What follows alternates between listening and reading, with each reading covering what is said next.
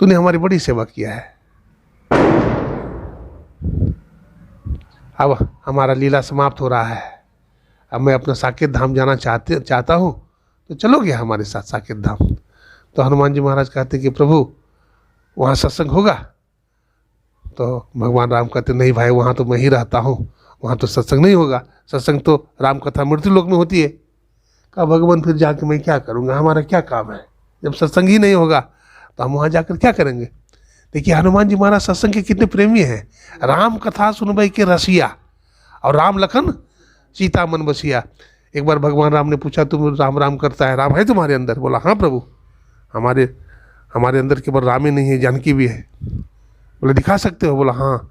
तो हनुमान जी ने छाती खोल करके दिखा दिया, सिया राम मैं सब जग जानी, करहु प्रणाम जोड़ जुग पानी, सिया राम मैं सब जग जानी।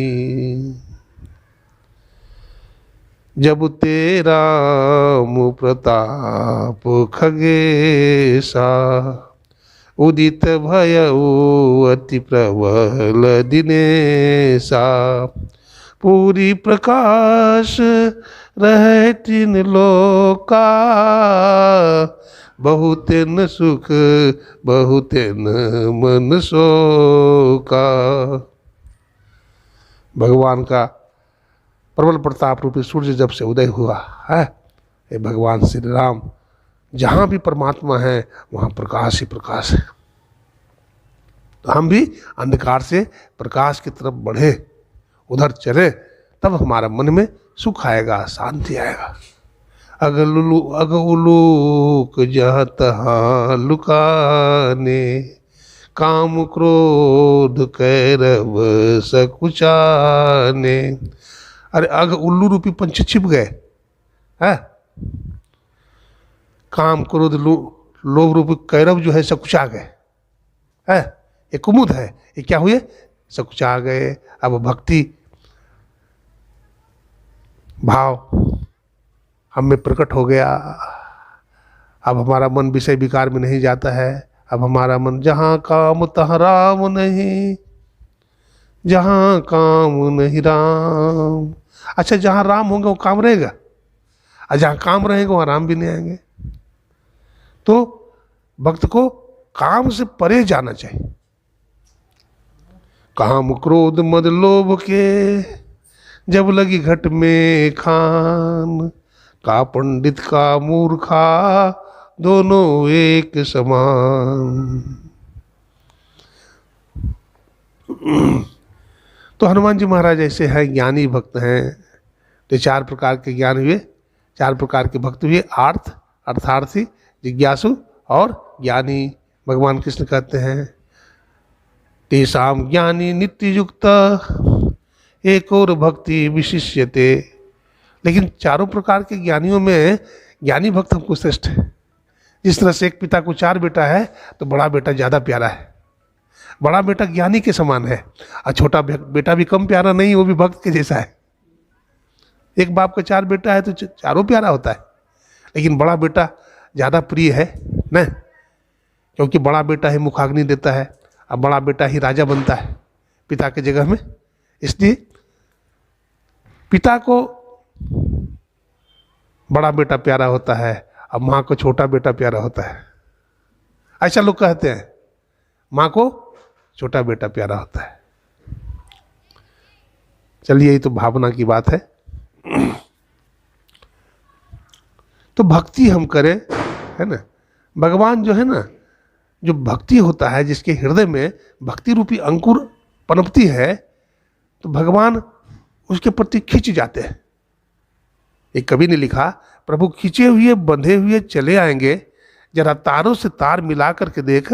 पाया धन्ना ने पत्थर की मूर्ति मानकर, पाया मीरा ने विष का अमर पान कर, पाया कुब्जा ने चंदन लगाकर उसे उन्हीं चरणों में मस्तक घिसा करके देख। प्रभु खिंचे हुए बंधे हुए चले आएंगे, जरा तारों से तार मिला करके देख। जरा तार तो मिलाओ, तार मिलती नहीं है भाई। हाँ, दृष्टि जो की जब क्रिया करते हैं तो क्या होता है, बिंदु सरक जाता है ना।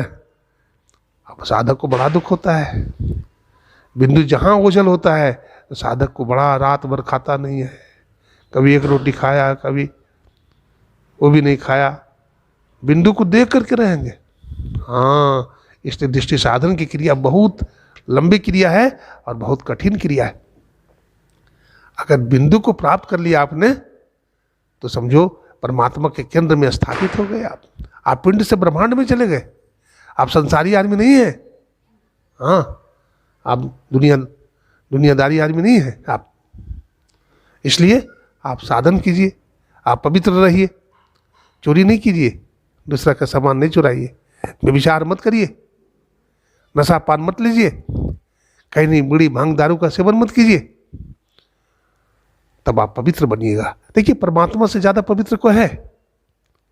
अभी छठी मैया का पूजा होता है, लोग करते हैं तो कितना पवित्र भाव से करते हैं, मैं देखता हूँ। सूर्य भगवान की पूजा करते हैं, अर्घ देते हैं, भक्त लोग कितना कष्टी देते हैं ना, इतना शुद्ध भाव है, पवित्र भाव है। और इतना पवित्र पर्व तो लगता है नहीं है हिंदू धर्म में, इतना पवित्र भाव से छठी मैया की पूजा करते हैं।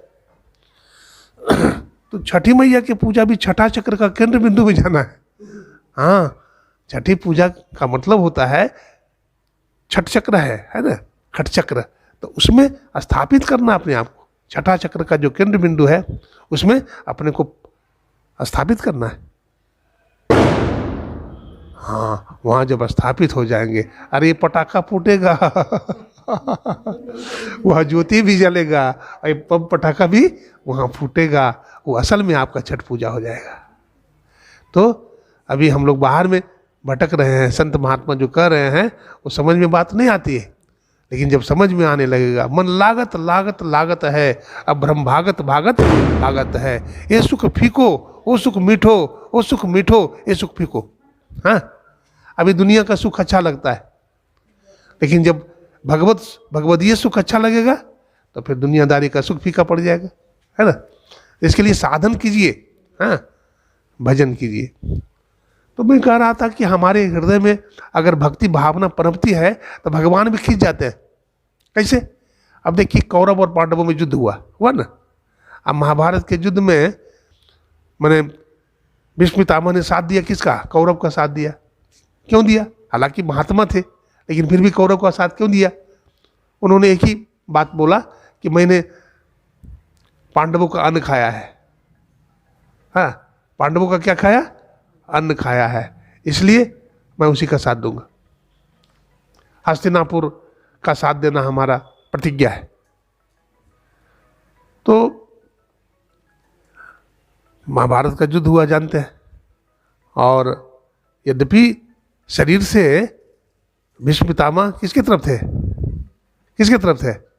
शरीर से तो थे भीष्म पितामह किसके तरफ? पांडव के तरफ। नहीं, कौरव की तरफ, कौरव की तरफ, कौरव की तरफ थे, लेकिन मन से पांडव की तरफ थे। तभी तो देखिए, जब महाभारत में अर्जुन ने इतना बाणों का बौछार किया और भीष्म पितामह के शरीर को छलनी कर दिए। यद्यपि अर्जुन ऐसा नहीं कर सकता था, लेकिन उनकी इच्छा से ही किया, भीष्म पितामह की इच्छा से ही किया, क्योंकि भीष्म पितामह को मार देना कोई आसान बात थोड़े, वो तो अपनी इच्छा मृत्यु थी, उनको कोई मार ही नहीं सकता था। लेकिन उन्होंने ही सब युक्ति बता दिया पांडव को, है ना।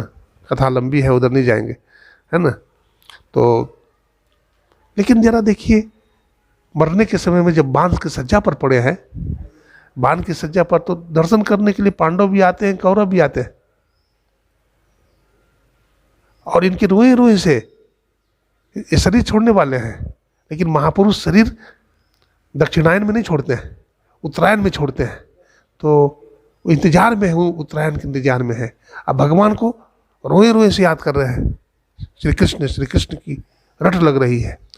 तो भगवान भी तो भाव देखते हैं, भगवान तो भाव के भूखे थे। दुर्योधन की मेवा त्यागी, साग विदुर घर खाए, साग विदुर घर खाए, जग में ऊंची प्रेम सगाई, सबसे ऊंची प्रेम सगाई। सबसे ऊंचा प्रेम है भगवान।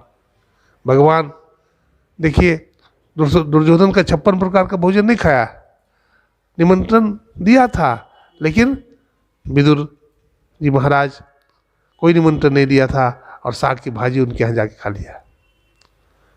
हाँ, केला का छिलका खा लिया भगवान ने, पता नहीं 100 छिलका खा लिया।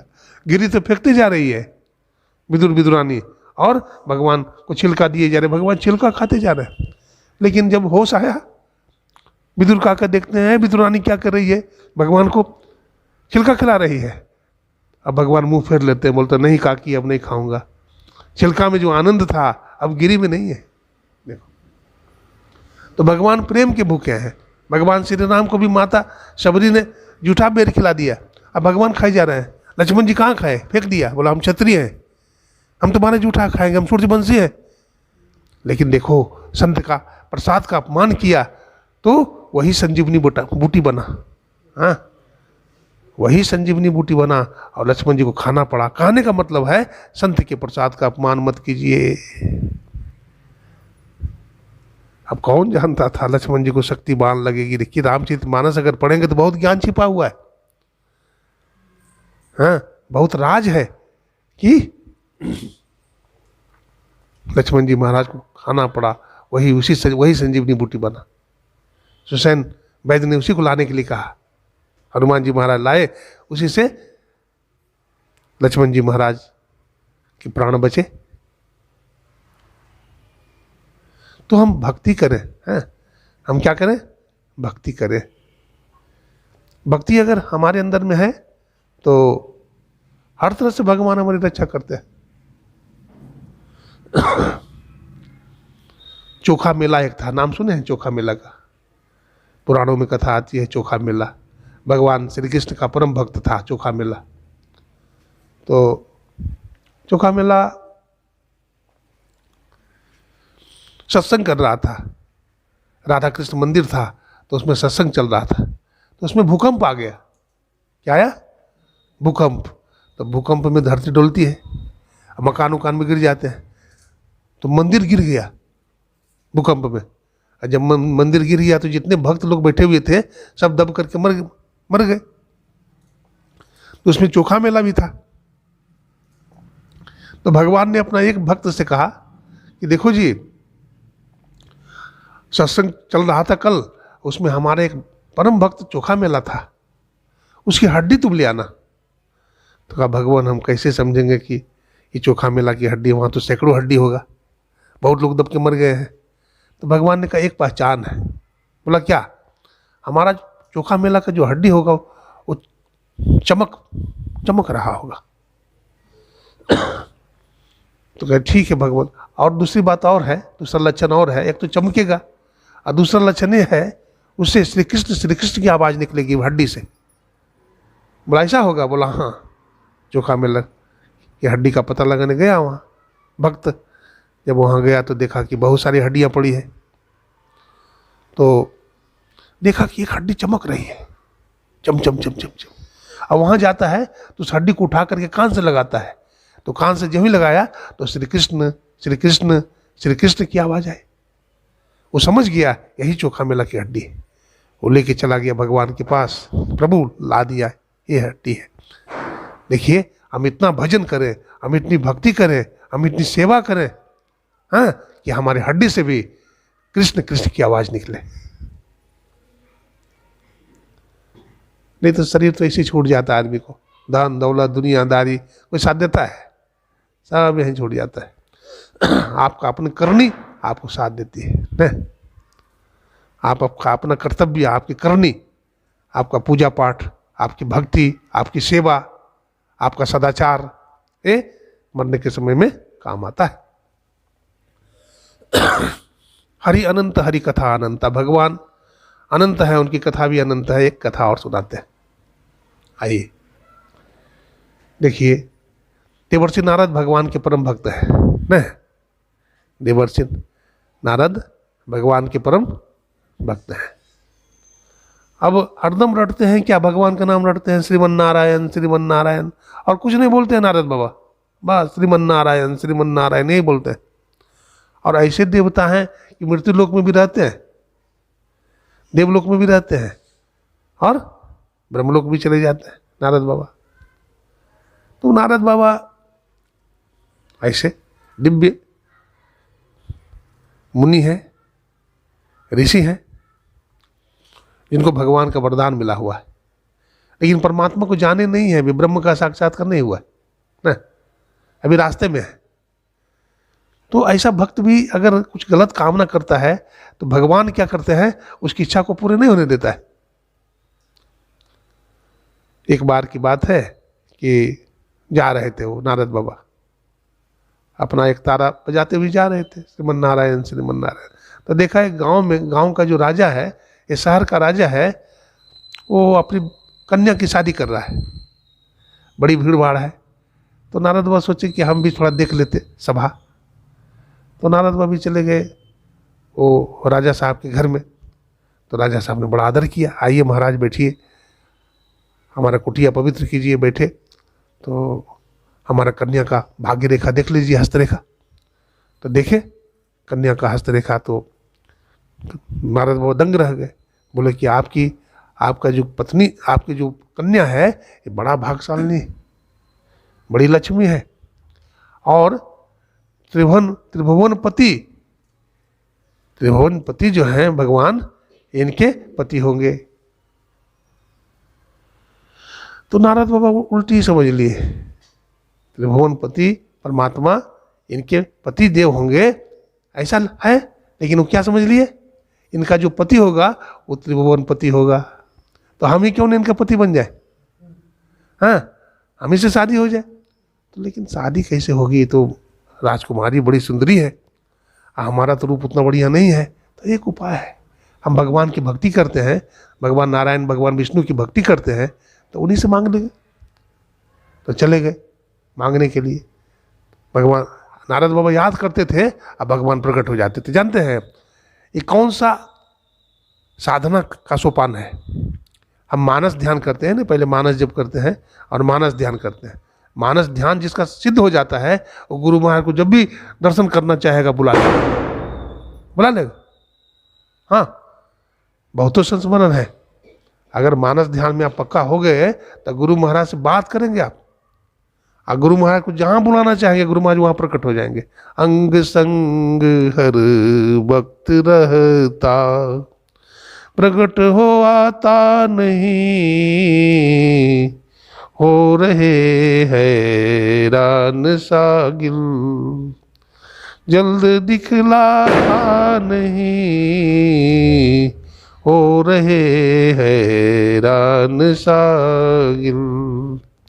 नैनों के तारे चश्म रोशन, क्यों नजर आते नहीं, रूह रोशन आत्मभूषण, क्यों गए जाते नहीं, नैनों के तारे चश्म रोशन। अरे नैनों का जो तारा है, अरे भाई ध्रुव तारा है, बड़ा, जिसको वो दर्शन मिलता है वो बड़ा भाग्यशाली है भाई, वो बड़ा भाग्यशाली है। उसको देखने से, उसका दर्शन करने से मुहूर्त बन जाता है आदमी का। हाँ, ऐसे तपे तपाए जो संत हैं, जो मुनि हैं, उनका दर्शन होता है तो क्या होता है, हमारा करोड़ों जन्म का उखड़ा हुआ टूटा हुआ भाग्य भी जुड़ जाता है। इसलिए संत की सेवा से बड़ा लाभ होता है। माता सबरी ने संत की सेवा किया नहीं? देखिए माता सबरी पहले जन्म में क्या बनी, पहले जन्म में क्या थी, कि खरनी जानवर होता है एक, और ऋषि मुनि का सत्संग हुआ था, भंडारा हुआ था, वहाँ ऋषि मुनि जो भोजन किए थे ना, अरे पानी गड्ढा में जमा हुआ था, वही पानी जो पी ली, जूठन भोजन खा ली, अब उसी से महारानी बन गई। क्या बन गई? महारानी। अब महारानी बनकर के भी नौड़ी के बेस में छिप करके सेवा करती थी संतों की। हाँ, लेकिन संत तो पहचानते थे, संत की तो दिव्य दृष्टि है, वो पहचान लीजिए कि नौड़ी नहीं है ये महारानी। तो संत जब जाने लगे तो कहा बेटी तू वरदान मांगो। तो कहा भगवान हम वरदान क्या मांगे, अगर वरदान देना चाहते हैं तो हमको दे दीजिए कि हमको अगला जन्म महारानी का नहीं हो, हम महारानी नहीं बने। महारानी में बड़ा बंधन है, हम सत्संग में भी नहीं जा सकते हैं, मालिक हमको नहीं जाने देता है राजा साहब, इसलिए ऐसा नीच कुल में हमको जन्म दे दीजिए जहाँ हम सत्संग कर सकें, हम आज़ाद रह सकें। देखो माता साहब, और हमको सुंदर नहीं बनाना। देखिए सुंदर बनने के लिए आदमी क्या नहीं करता है। पुराना जमाना की बात है, नकुल जी महाराज जब भिक्षा मांगने जाते थे तो इतने सुंदर थी, आंख लग जाती थी लोगों को, तो क्या करते थे मुंह में मिट्टी लगा देते थे ताकि लोगों की नज़र न लगे। अब कैसा देखो ज्ञान वैराग्य का जमाना था ना, अभी तो कलयुग है ना, हम लोग कलयुगी हैं और कलयुगी मन है, कलयुगी बुद्धि छाया हुआ है। अगर कलयुगी बुद्धि से बचना चाहते हैं तो सत्संग को पकड़िए और गुरु महाराज के चरण को पकड़िए तो कल्याण होगा। नारद बाबा देखिए की बात सुना रहा था, इच्छा डगमगा गई, डमाडोल हो गई मन, उसकी कन्या से शादी करना चाहा। भगवान अपना रूप दे दीजिए, तो भगवान ने कहा ठीक है तथास्तु, जिसमें तुम्हारा भला होगा, जिसमें तुम्हारा कल्याण होगा वही काम करेंगे। तो देखिए भगवान अपने भक्त को डिगने नहीं देते, योगक्षेमम भाम्यम। वो सोचते हैं कि हमारा भक्त को अहंकार हो गया है, क्योंकि सगुण साकार का दर्शन हुआ नारद बाबा को, तो सगुण साकार के दर्शन से परमात्मा नहीं मिलते हैं, वो माया का दर्शन है ना। भगवान ने इशारा भी किया था कि देखो ये सगुण साकार का दर्शन पहला दर्शन है और आगे तुम साधना करो, लेकिन नारद बाबा बुझे ने, वो सोचे परमात्मा का दर्शन हो गया। और देखिए भगवान ने क्या दे दिया, बंदर का मुख दे दिया ना। बंदर जो किसी का दर का बन जाए वो बंदर है। सबका मालिक है वो, सबका दाता है वो, दर बदर सर झुकाने से क्या फायदा, जब एक ही दर पे सर झुक गया तो दर बदर सर झुकाने से क्या फायदा। अरे जब एक ही दर पर सर झुक गया तो दर बदर सर झुकाने से क्या फायदा है।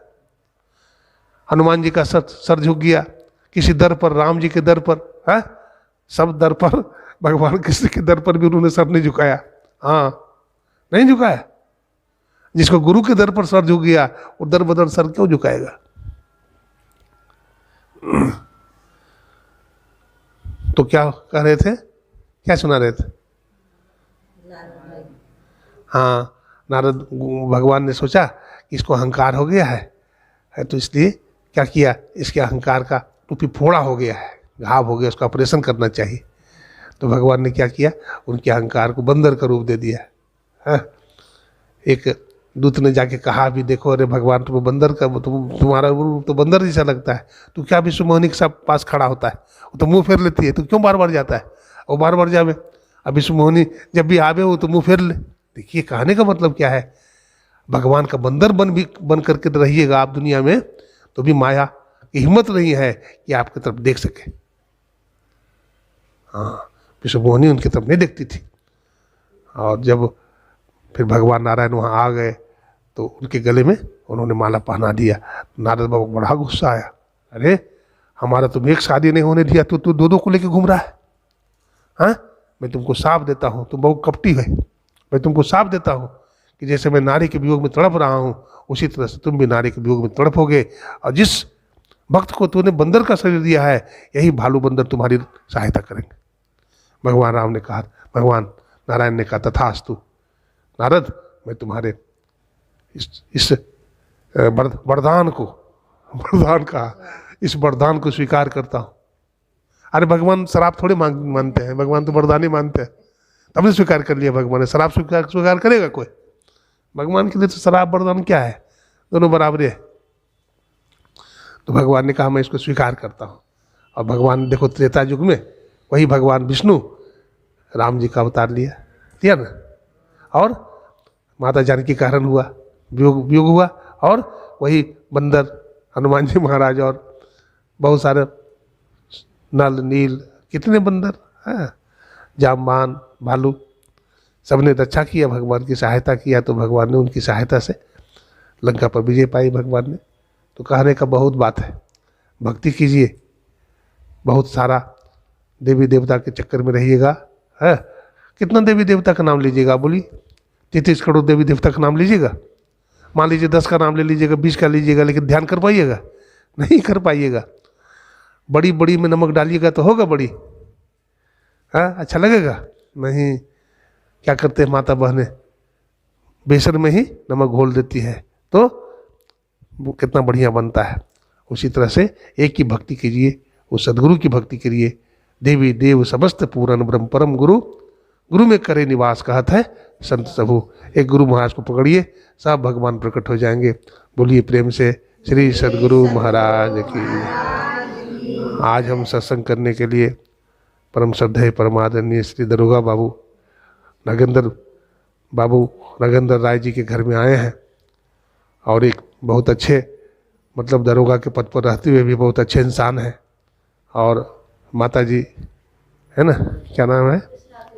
हाँ, श्री कृष्णावती देवी। और इनका भी बड़ी लगन है सत्संग में। और 5 बेटा है। हाँ, 5 है ना? 5 बेटा है और सभी योग्य हैं। हमारे अमित जी हैं और सुमित जी हैं, नाम नहीं जानता हूँ। 5 पांडव हैं, है ना? और सभी योग्य हैं, सभी माता पिता के आज्ञा में चलते हैं, गुरु महाराज के आज्ञा में चलते। मैं इस परिवार को बहुत बहुत धन्यवाद और शुभकामना देता हूँ, है ना? सब परिवार में तरक्की हो, उन्नति हो, सब भक्ति करें, सत्संग करें। और जितने भी माता बहनें भाई यहाँ आए हैं, सबके लिए गुरु महाराज से हम मंगल कामना करते हैं। हमारे देखिए बहुत दूर से हमारे रविंद्र भाई, शोभा बहन, हमारी आशा माता और हमारे पूर्णिमा माता, ये सब आए भी हैं, और बहुत सारे माताएं बहनें। तो आप लोग इसी तरह से सत्संग में जाइए, वहाँ सुनिए और उसको अपने जीवन में उतारिए, तो बड़ा लाभ होता है। बोलिए प्रेम से श्री सद्गुरु महाराज की।